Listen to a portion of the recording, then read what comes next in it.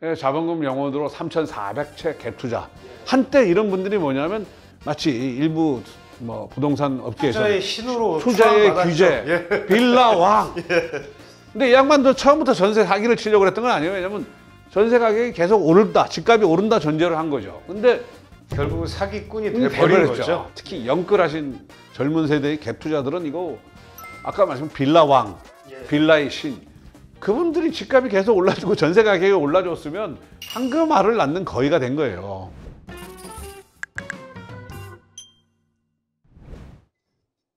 저희 얼마 전에 이제 그 원희룡 국토교통부 장관이 그 집값이 지금보다 더 떨어져야 된다. 아직 뭐 여전히 효과가 높다.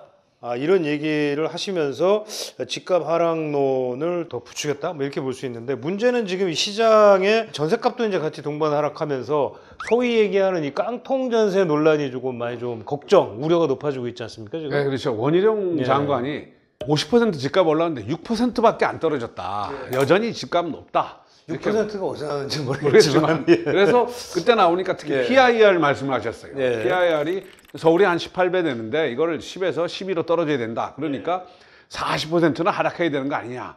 뭐 이런 말을 했다고 하는데, 문제는 집값이 떨어지는 좋은데 원장관 말씀대로 6% 떨어지는데도 지금 깡통 전세, 이게 문제가 되고 있어요. 문제는 뭐냐면 지금 전세가율이 전국이 지금 아파트가 75.2%.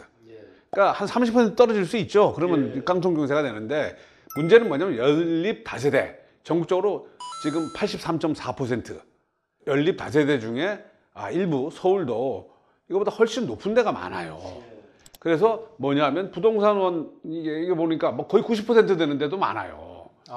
전세가율이 90%. 예. 그러니까 10%만 떨어지면 깡통이 되는 거예요. 좀 올리금 해소를 못 하는 거예요. 더군다나 아파트도 보면 갭 투자가 많아요. 갭 투자 뭐냐면 전세를 끼고 하는 투자 아닙니까? 갭 투자 중에서 LTV 70%. 이게 넘는 게 정적으로 63%나 된다는 거예요. 그러니까 이게 문제가, 지금 집값이 떨어지는 건 좋은데 이게 뭐냐면 우리가 생각하지 못했던 여러 가지 부작용을 낳을 수가 있다는 거예요. 큰 부작용입니다. 그 중에서 깡통 전세 대란. 처음에는 금리가 떨어져도 뭐 별 문제 없다고 했지만 보시다시피 지금 뭐냐면 금리가 이게 사상 유례 없이 지금 빨리 치솟아서요. 이게 비교해 보면 2004년이나 1987년이나 2015년 이 정도로 금리가 오르면 별 문제가 안 될, 우리가 처음에는 저렇게 예상을 했어요. 그러니까 금리가 올라도 크게 서서히 오를 거라고 했는데 지금 속도가 너무 빨라요. 그러면서 시장이 얼어붙기 시작한 거 아닙니까? 근데 금리가 오르는 게 더 문제가 되는 게 뭐냐면 전세 가격도 이제 우리가 생각했던 전세 가격 하반기 좀 오를 거라고 봤는데 결국 전세금도 이게 고금리 폭탄에 전세금도 폭락하고 있는 거예요. 그러니까 둘 다 지금 문제가 되는 거예요. 근데 전세 대출 금리가 문제는 뭐냐면 7% 이상 지금 넘었지 않습니까? 연말엔 한 8% 돼요. 그런데 월세 전환율이 지금 한 뭐 4.5%, 4.8% 얘기 되잖아요. 그러니까 전세보다 월세로 바꾸는 게 월세가 낫죠. 유리하죠. 이게 좀 갭 투자자들은 자기가 이렇게 자기 돈을 가지고 투자를 하지 않은 사람들이잖아요. 전세로 끼고 했기 때문에. 그 문제되죠. 그래서 지금 나오는 게 집값이 지금 6% 떨어졌는데도 무자본 갭 투자 이 최고 30채 전세 사기 빌라왕, 결국은 뭐 어디 죽은 채 숨진 채 발견돼 있다. 무자본 갭 투자. 이 양반들도 처음부터 물론 그게 의도가 있었겠지만 집값이 올라주면 사기가 아니에요. 그렇죠. 그래서 우리도 이런 뭐냐면 빌라 투자 5천만 원 있으면 5채 살 수 있다. 전제 조건이 뭐냐면 전세도 오르고 집값도 올라주면 그걸로 레버리지로 떼돈을 벌 수 있다. 이래가지고 한때 유행했지 않습니까? 근데 이 거꾸로 되면 이게 다 사기국으로 바뀌어요. 우리 지금 6% 떨어졌는데 허그에서 대입 변제 건수가 보면 9월까지가 지금 6,400억. 작년 한 해치를 벌써 뛰어넘었어요. 9월까지가. 그리고 빌라는 서울 전세가율이 90%를 처음 넘었어요. 빌라. 그러니까 빌라에서 난리가 났어요. 지금. 매입은 한 2억 8천 해가지고 전세는 2억 9천. 한 1억 정도 그냥, 왜냐면 자기 돈이 마이너스 1억을 가지고 또 빌라를 사던 그런 때가 있었다는 거예요. 자본금 영원으로 3,400채 갭 투자. 한때 이런 분들이 뭐냐면 마치 일부 뭐 부동산 업계에서 투자의 신으로 투자의 규제, 빌라 왕. 근데 이 양반도 처음부터 전세 사기를 치려고 그랬던 건 아니에요. 왜냐면 전세 가격이 계속 오른다, 집값이 오른다 전제를 한 거죠. 근데 결국은 사기꾼이 돼버린 거죠. 그러니까 갭 투자자들도 근데 영끌해서 갭 투자하신 분들 많아요. 젊은이들 중에. 전셋값 오른다는 말만 믿고 샀는데. 그래서 뭐 빌라 투자의 정석 이런 책도 인기 있었죠. 무갭 투자. 제로 전세금으로 집을 살 수 있다. 플러스 프리미엄. 오히려 풀피라고 그래가지고 부동산 구입했는데 오히려 돈이 남는다. 문제는 이런 것까지 잘 안 했던 거예요. 보시면 아시다시피 지금 작년에 스타 강사들이 뭐 갭 투자한다고 해서 막 몰려다녔잖아요. 그런데 문제는 뭐냐면 빌라만 그러냐? 그건 아니에요. 지금 문제가 되는 게 아파트. 우리 저 안성 주은풍님 이른바 갭 투자의 성지. 이거 보시면 2000년 초반 이때 했었으면 어쨌든 가격이 올라가지고 상당 부분 했을 거예요. 근데 이때 투자를 했었으면 위험하죠. 왜냐면 가격이 이렇게 지금 이게 보면 결국은 이렇게 떨어질 거예요. 전세비 다 떨어지면. 그러니까 지금 뭐냐면 여기는 투자자도 문제고 안에 세입자들도 문제예요. 둘 다 피해를 볼 수가 있어요. 투자자들이야 뭐 자기가 돈 벌려고 하다가 손해보는 건 어쩔 수 없지만 세입자들이 문제죠. 대란들이 계속 발생하면 집값을 또 폭락시키는 어쨌든 이게 지금 2009년 13년에 역전세 대란 유명하죠. 그 다음에 초원 그린타운 이것도 천안시 이런 경우도 보시면 아시다시피 상투 때도 거래가 많이 됐어요. 이미 가격이 떨어지기 시작했죠. 그럼 당연히 문제가 생기겠죠. 지금 잘못 생각하는 게 빌라만 지금 문제가 아니에요. 지방의 중소형 아파트들이 무갭 투자가 가능한 아파트들이 굉장히 많았어요.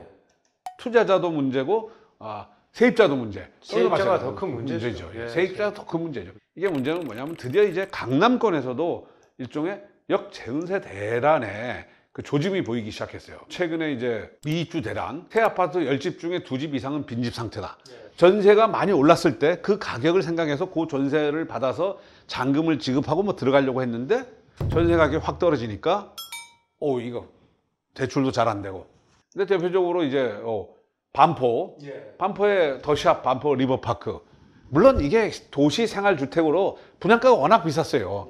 근데 그 사람들이 했을 때 투자용으로 많이 샀어요. 이게 뭐 33만 전세 4억. 이게 4억 떨어지는 집 주택들은 지금 널려 있어요. 파크리오가 7억. 도곡넥슬 4억 전세값 고점 대비. 그런데 이렇게 되면 집주인들이 뭐냐면 전세금이 7억 되면 집주인이 7억을 자기가 내줘야 돼요. 그렇죠.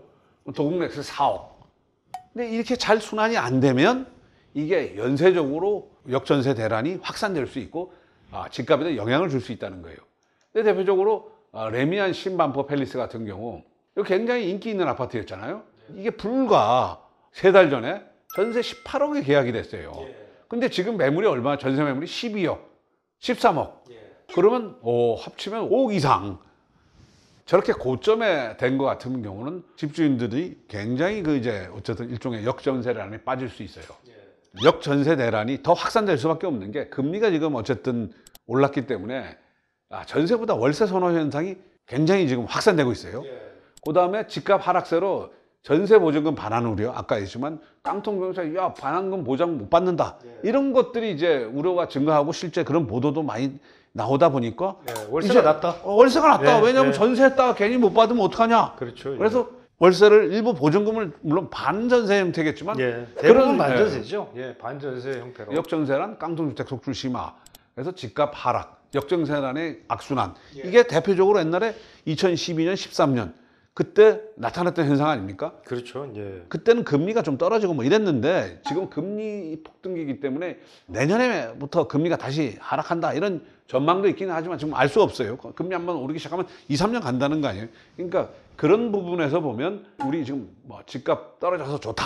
물론 좋죠. 우리 저희도 좋아하지만 이런 부분들이 이렇게 선순환이 아니라 악순환이 되면서 피해자들이 속출할 수 있을 것 같아요. 그러니까 이제 결국은 이런 이제 부작용을 좀 경착륙이 일어나지 않도록 뭐 집값이 이제 하향 안정화되는 것 자체에 대해서 뭐 사실 반대하는 사람들은 없는데 너무 이제 급하게 이렇게 이 경착륙을 하게 되면 이제 지금 말씀하신 것처럼 이제 역전세 대란이 확산이 될 수가 있기 때문에 이미 뭐 빌라는 돼 있고 이것이 아파트로 확산되고 제일 문제는 갭 투자, 특히 영끌하신 젊은 세대의 갭 투자들은 이거 아까 말씀 빌라왕, 빌라의 신 그분들이 집값이 계속 올라주고 전세 가격이 올라줬으면 황금알을 낳는 거위가 된 거예요. 2012년, 13년에 그때 빌라 대란 똑같이요 그때. 기억 안 나세요? 그렇죠. 예. 그때 뭐 역전세대란. 역전세대란이 참 대단했었습니다. 예. 기억을 이제 집값이 너무 오르는 거에 익숙해져 있어서 사람들이 다 까먹고 계실지 모르겠는데 그때 참 대단했습니다. 예. 그러니까 그런 부분들을 좀 다들 염두에 두시고 전세 구하시는 분들도 이제 갭 투자. 아, 진짜 이제는 갭 투자는 2, 3년간 예. 갭 투자가 굉장히 유행했죠. 사실은 뭐 갭 투자 여러 번 저희들이 뭐 방송에 드렸지만 방향을 거꾸로 트는 순간에 그 갭 투자는 그렇죠. 예. 위험하다. 그건 지옥이 여러 번 된다. 맞습니다. 예. 네. 저희가 여러 번 방송해 드렸기 때문에 하여튼 뭐 시장의 이런 좀 부작용이 좀 완화가 될 수 있게 그렇게 좀 시장이 좀 소프트 랜딩을 좀 했으면 좋겠다. 예. 그런 생각이 드네요. 예.